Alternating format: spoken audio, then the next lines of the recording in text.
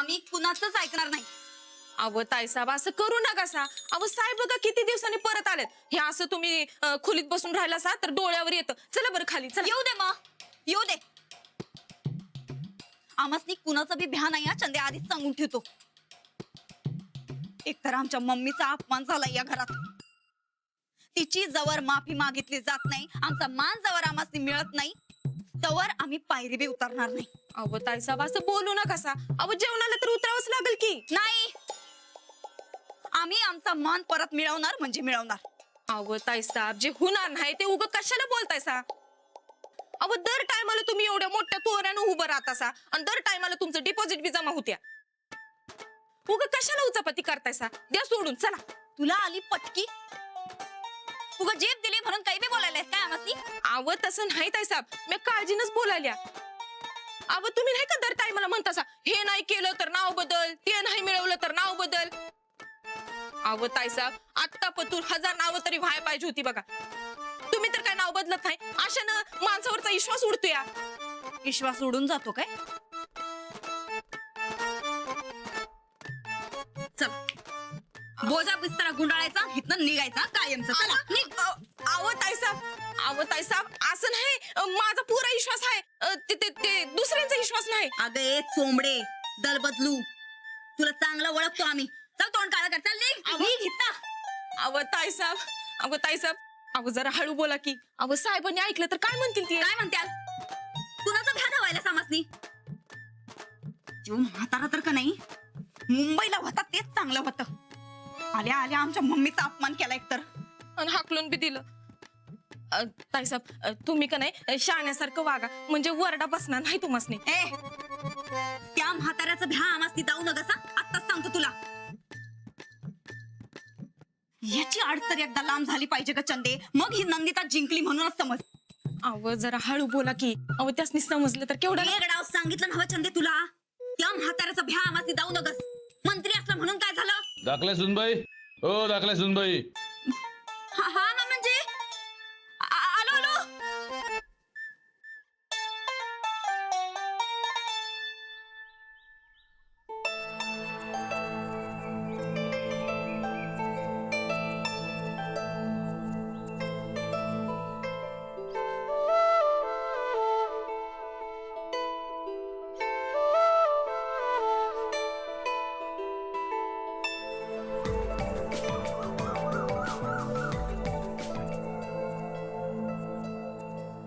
बोला मॅडम, कशा आहात? अगं मॅडम कुठं. आता आमच्या सरांची बायको म्हणल्यावर मॅडमच. कशा आहात? मी मस्त आहे. तू बोल. मी काय नेहमी सारखीच मस्त. तुझं काय चाललंय? घर लागलं का व्यवस्थित? वय एकदम मस्त. काकांनी एकदम टकाटक ठेवलंय बघ घर.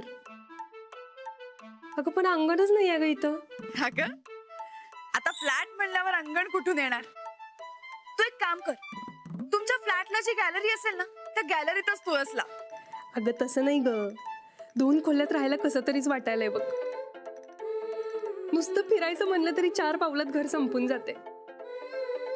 आमच्या घरी कसं अंगण होतं, गावात फिरता येत होतं.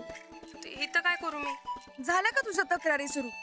तक्रार नाही करत आहे ग, मला वाटलं ते सांगितलं. रेणू हे बघ, आता तू सवय करून घे. तुम्हाला गावातल्या लोकांना वाटतं शहरात फार मज्जा असते. आता तुम्हाला कळेल शहरातली माणसं काय मिस करत असतात ते. पण आता तू कुठे शहरातली राहिली आहेस, गावातलीच झालीस की. हो, आणि आता तू शहरातली झालीस. बाकी सोर कुठे आहेत आमचे? आहेत की, खिचडी बनवायला लागले. काय रेणू, अगं बरी आहेस ना तू? तू सरांना कशाला खिचडी बनवायला लावतेस? अगं बाई, माझ्या डोक्यावर उद्याच्या परीक्षेचा अभ्यास मारून स्वतः खिचडी बनवत बसले. अगं पण खिचडी बनवायला असा किती वेळ लागतो? अगं हे पण सांगून बघितलं मी, पण मला 4 मार्क जादा मिळतील म्हणून अभ्यासाला जास्तीत जास्त वेळ कसा मिळेल याची बरोबर काळजी घेतली तुमच्या सरांनी. रानादानं कौतुक केलेली खिचडी खायला घालतो म्हणून गेला 1 तास किचन मध्येच बसलेत तुमचे सर. वा, मजा आहे तुझी. मज्जा कसली ग, मला तर भीतीच वाटायला लागली आहे खिचडीची. रेणू अजिबात घाबरू नकोस तू. राणाजींनी अगदी व्यवस्थित परीक्षा घेतली सरांची, त्यामुळे खिचडी अगदी मस्त होणार. अगं व्हय, पण मला अभ्यासाचा कंटाळाच आलाय बाई. दिवसभर वही घेऊन बसलीये पण एक प्रश्न पाठ होईना झालाय बघ. ग मग लक्ष देऊन अभ्यास कर. अंजू, आता अशा टाइमला लक्ष लागत असते व्हय. म्हणजे अगं तर समजून घे की. मी नाही, तुला अभ्यास समजून घेतला पाहिजे. तुला पण ना अंजली काय समजतच नाही बघ. मला नाही का करायचा अभ्यास. तुला सांगू का, आमचं बापूच चांगलं होतं बघ. त्यांनी कधीच माझ्यावर अभ्यासाचं प्रेशर टाकलं नाही. तुला करायचं तर कर, नाहीतर राहू दे असं म्हणायचं बापू. अरे आता सर अभ्यास कर सांगतात तर लगेच बापू चांगले वाटायला लागले का? नवरा सांगतोय तर कर आता अभ्यास. ग आता लग्न झालंय म्हणल्यावर संसार करायचा असतो ना ग.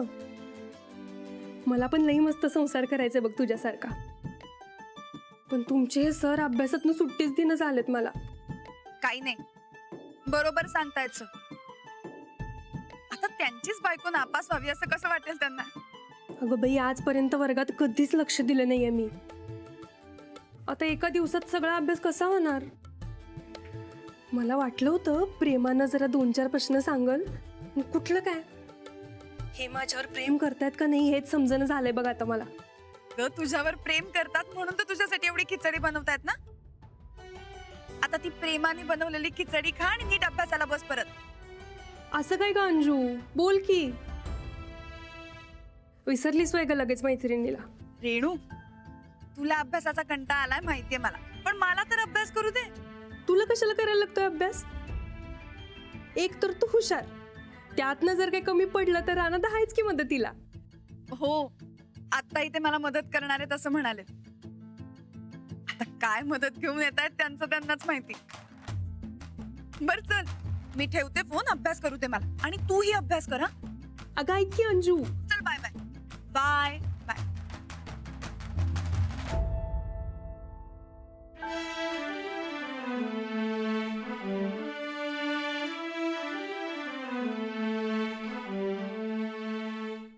ताईसाब, एवढ्या मेहनतीनं तुम्ही रक्ताचं पाणी करून भाजी निवडली सा, तरी बी साहेबांनी तुमसनीच ऐकवलं. तुम्ही का नाही या घरासाठी जीव जरी दिला तरी कौतिक कोणाच होणार? ते थोरल्या महाराणीचं. आम्ही एवढं जीव तोडून या घरातली कामं करायलोय, महाराणी बसली अभ्यासात टाइमपास करत. मॅडम बनायची लई हौस आहे बघ तिला. मॅडम नाही तर काय, घर संसार सोडायचा आणि नुसतं मॅडम बनत बसायचं. अभ्यासात मॅड झालेली मॅडम.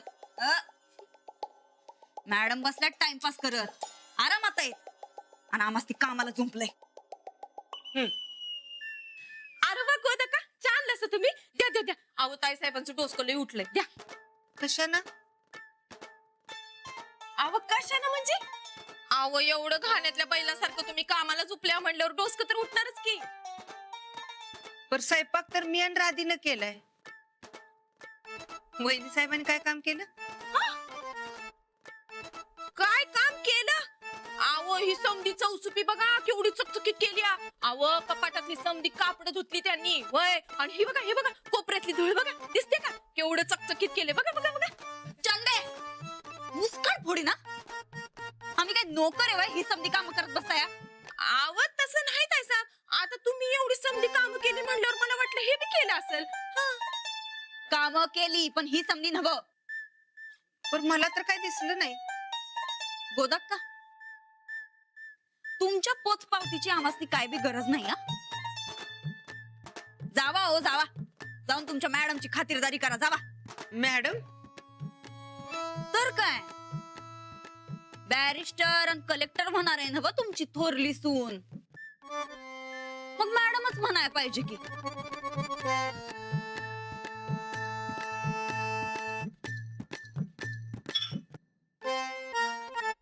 ताई साहेब तू ढिगारा बघितला का कसा का पातळून गेला. पी ढोस असं म्हणल्यासारखं वाटलं मला. फेकून देतो चहा. अहो फेकायचं कशाला, मी पिते की. तसं बी अपमान करून दिलेला चहा तुम्ही अजिबात पिऊ नका वय. आमचा अपमान म्हणजे आमच्या मम्मीचा अपमान. खोटा कोर्स सांगून नवऱ्यानं फसवलं, ताटाखालचं मांजर बनला.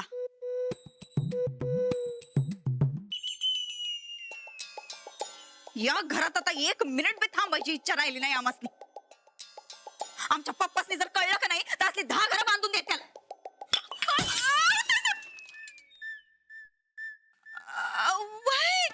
तुम्ही एकदम खरं म्हणताय बघा ताईसाहेब. तसं बी अपमान करलेलं तिथं पाणी बी पिऊ नये असं म्हणतात. हा. पण आमच्या हक्काचं घर सोडून आम्ही कधी बी जाणार नाही हे बी समजांनी ध्यानात ठेवावं. होय, अजिबात सोडू नका सा. जे हक्काचं आहे ते अजिबात सोडू नये. होय. राणा भाऊजी ते लवकर आला सा. होय वहिनी, ते काम होतं जरा. हा आम्हासने जरा तुमच्या संगत बोलायचं होतं. तुमच्या भावाबद्दल तक्रार करायची होती बघा. वहिनी, ते अर्जंट मध्ये अंजली बाईसनी काहीतरी सांगायचंय. आपण नंतर न बोलू की. हा, अहो नाही, आमचं बी अर्जंट काम आहे. लई जोरात फसवलंय बघा आम्हासनी. वहिनी मी तुमच्या संग नंतर बोलतो की. ते पहिला अंजली बाईंची गाठ घेतो. हा, आलोच मी. अहो राणा भाऊजी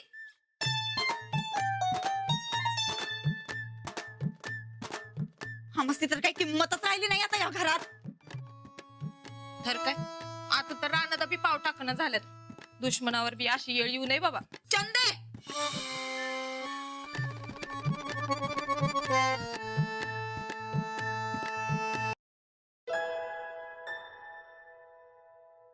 अहो कसं झालं अभ्यास?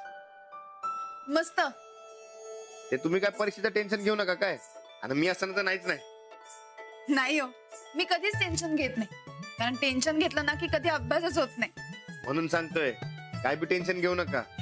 आणि मी असताना कसलं टेन्शन आलंय? हो, पण मी कुठे घेते टेन्शन? नाही, अहो तुमची एवढी मोठी परीक्षा आहे.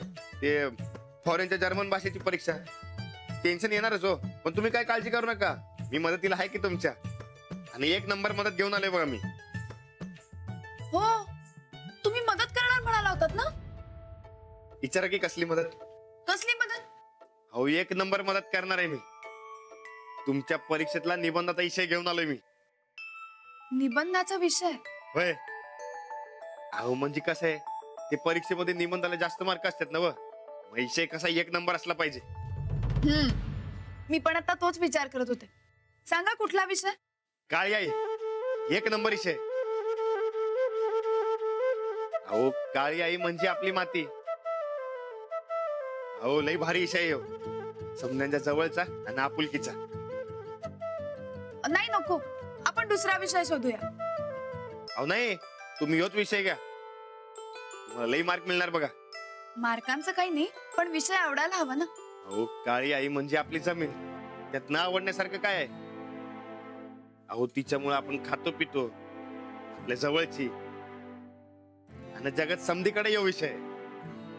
अहो मी आवडत नाही असं नाही म्हणाले, पण नको, मी दुसरा विषय घेते.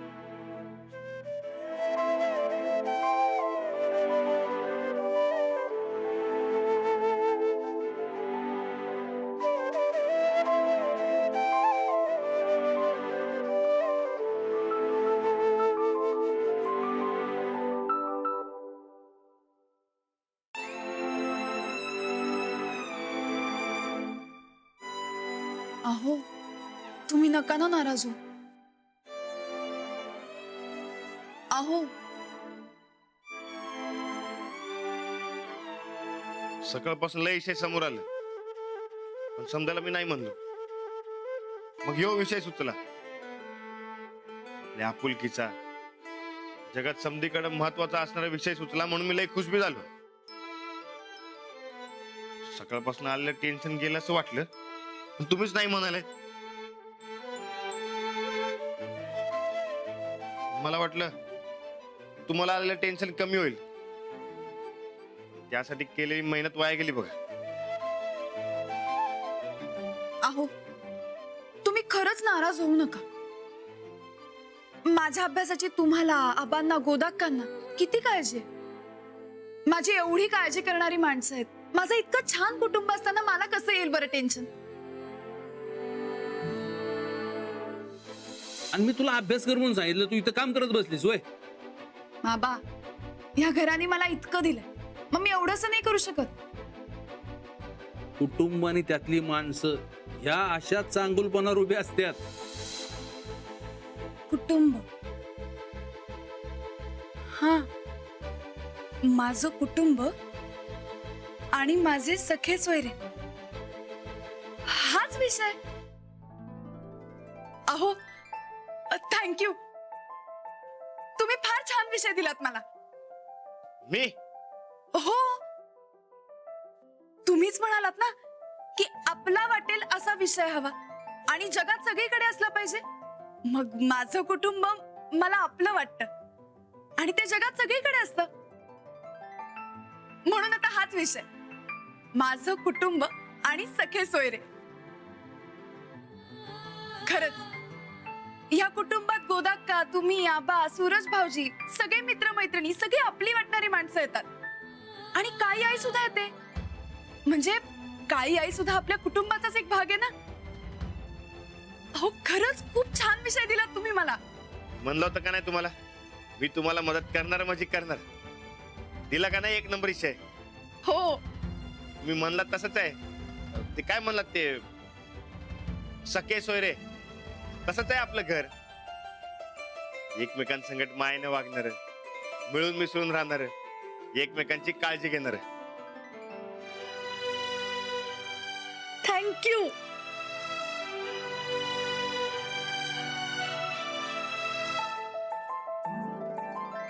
माझं कुटुंब आणि सखे सोयरे.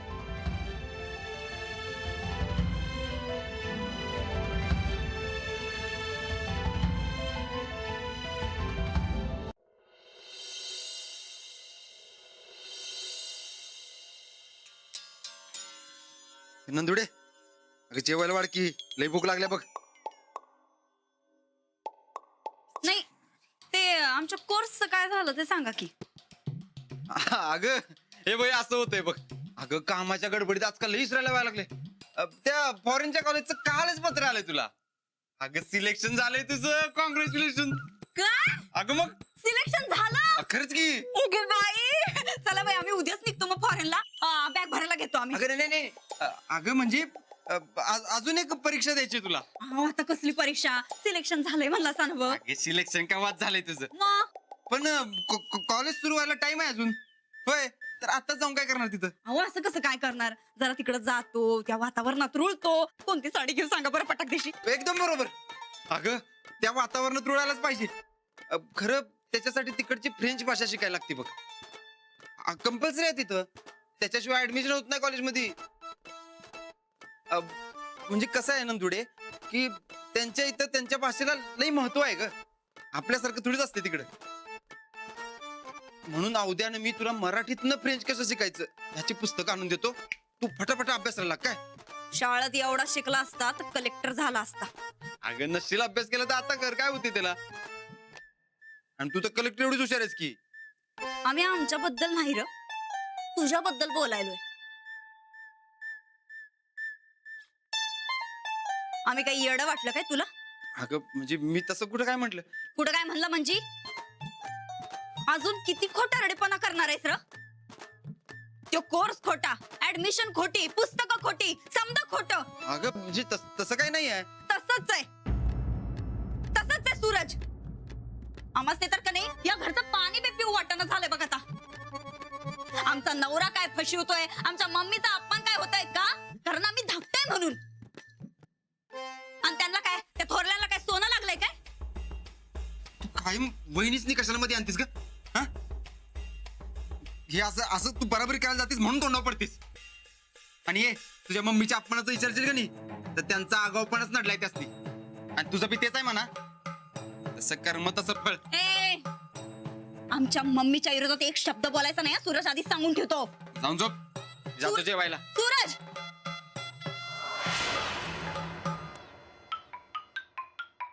आमचा जाळ कसा असतो हे या दीड दमडीच्या मॅडमलाच नाही तर अख्ख्या घराला दावणार. आमच्या मम्मीचा आणि आमचा अपमान करताना लई हसू आलं असेल. नाही यांचं हसू गायब केलं तर नाव बदला आमचं.